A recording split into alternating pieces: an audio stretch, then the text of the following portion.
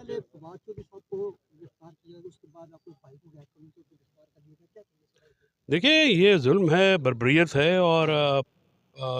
ऐसी बर्बरियत आपने पहले नहीं देखी होगी। जिसको दिल करता है उठा लेते हैं, जिस तरीके से एक सीनियर मोस्ट सियासतदान को, और रियासती इस्तेबदाद जो है ना, ये मार्शल लॉ है, ये मार्शल लॉ डिक्लेयर हुआ है। देखिए, हुकूमतें तो ऐसे नहीं करती, क्योंकि पीडीएम में वो जो शामिल जमातें हैं, वो तो मार्शल लॉ की पैदावार हैं, लिहाजा उनका तो